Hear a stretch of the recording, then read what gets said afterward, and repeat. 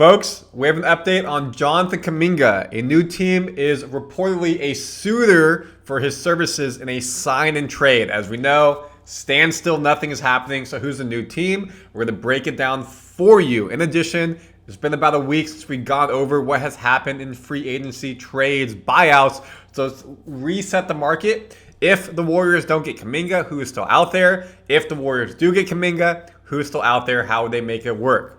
So we're doing all that on Warriors Digest. Please like and subscribe, folks. You don't want to miss anything. New suitor could maybe get us a nice little player in a sign and trade. What I've been breaking down for you guys, let me share my screen, is Summer League. Of course, that's happening in Vegas. Right now, the Warriors are 2-1. They won on Tuesday night. This video is being recorded on a Thursday. 96-84 over the Grizzlies. Their final game of Summer League, you're guaranteed 4 games in the regular season of Summer League, is Thursday, this recording. They're playing the Toronto Raptors, who beat us in the NBA Finals back in the late 2010s.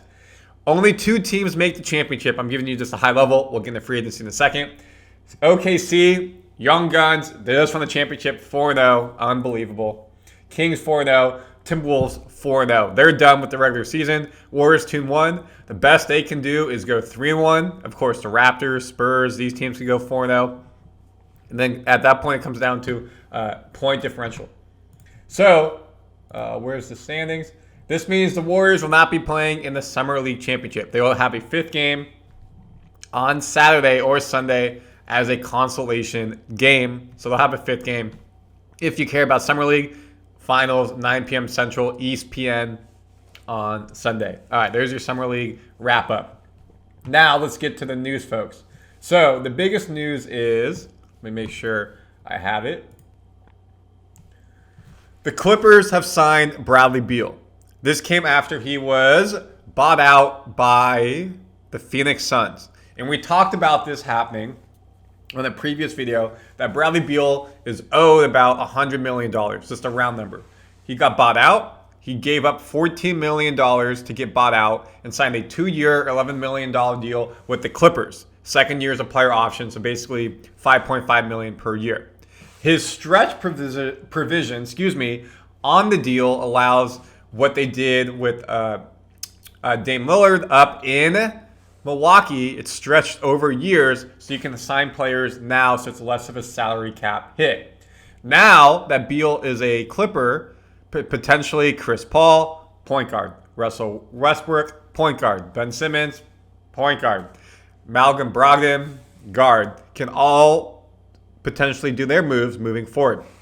Warriors need a backup point guard. Would Chris Paul come back? Would Russell come play with us? I've seen people talk about Ben Simmons. Could be a nice backup as well. Well, that plays into the Phoenix Suns now having some space with the wave. So the Phoenix Suns, per Jake L. Fisher, have interest in a sign and trade for Kaminga.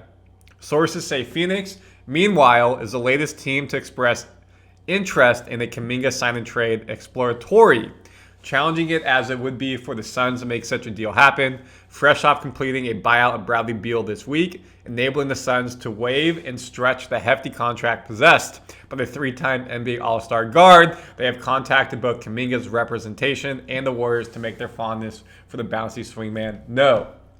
Okay, sign and trade, meaning we'd have to get somebody back from Phoenix. For the Suns to make this happen, this is where they're at right now. They're $2.1 million under the luxury tax, $8.6 million under the first apron, $20.5 million under the second apron. So this is good because they were way over everything. And of course, KD's gone. Of course, Beal's gone. Helps them have some space. But if they're over the second apron, they can't make these trades and whatnot. Here's the roster right now in terms of payroll for the Suns. Bradley Beal, a lot of money. Of course, this has now changed a bit. It's not fully updated. They, of course, just got Jalen Green and Dylan Brooks from Houston. Potentially, would they be willing to give up Brooks or Green? Could Brooks and Draymond play together? Probably not. But again, we think Kaminga's probably coming in 15 to 25 million in that range, potentially, if not less. That would mean to stay under this apron, Kaminga's deal would probably have to be 10, 15 million. because then if they do sign and trade, you're matching the money. It would work in that sense. Also, it would still have that flexibility if they're doing a sign and trade because it would be a net. Grayson Allen has had some nice moments, can shoot a 3. I'm not sure if I would want him a lot. Other than that, I don't know at all who I'd want from the Suns. They're not giving up Jalen Green. If we could get him at 23, Coop, and now he's your wing, yes, I would take that. But there's not a lot there that they have. Oops. Oh, where is it? The Warriors have also been interested in DeAnthony Melton, of course, coming back to the Warriors after tearing his ACL last year. I've broken this down many times. Curry and him were the best backcourt in the few games they played at the beginning of last season. So it would be nice to have them. But unfortunately, he's coming off an ACL. How's he going to play? Does he want to come back? There's not a lot of options out there. That's where you come to the free agent list. We look at everybody who's been signed so far. While we're in this Kaminga saga, and again, there's been no update. As Mike Dunleavy Jr. says, he wants a player who can pass, dribble, and defend. Well, we look here. These are your players left. Again, Al Horford we've talked about as well. Deciding between us, the Lakers, retiring, with the Lakers getting DeAndre Ayton, most likely it's us or retiring. Still undecided. GP2 is out there. Is there a reunion to come back? Josh Giddey, apparently him and the Bulls are not doing well together in their contract negotiations. So is that an opportunity for a sign and trade? Josh Giddey for Kaminga. They're the same age. Look at that. Year 4, both of them. And maybe it's a nice change of scenery for both players. Of course, Giddey was traded to the Bulls from the Thunder last year. That brought them. OKC got Alex Caruso.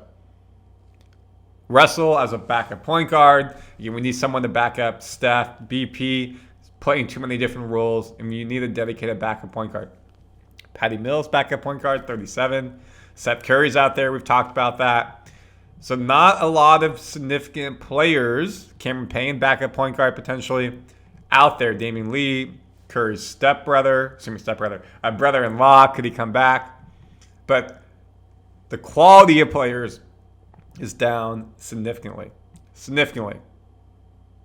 I don't think the trade from the Suns, the sign trade, is going to happen because there's not a lot of players there you want unless you're trying to get Suns draft picks. Now, if we look up Suns draft picks, what do they have? Not a lot because of all the trades that they've done. Now, they've made some trades back, which is good. That's how they got the incoming picks. They own a couple of their later picks, but they really don't have a lot. And you're not giving up a first-round pick probably for Kaminga. So right now, it seems like, folks, I'm going to make myself big. That's our draft picks right here. What you're going to do is sign Kaminga. Either A, he takes the qualifying offer, 1-year deal, and then he bets on himself next offseason and goes big. Or he signs a 2-year deal lined up with Curry, Draymond, and Butler. And then he has a 3rd-year player option and can decide what happens then. But until then, again, still no real movement. Just trying to keep you updated. And we're not just here to talk about rumors. That's why we talk Summer League and other things going on. Comment your thoughts, subscribe, and I'll see you on the next video.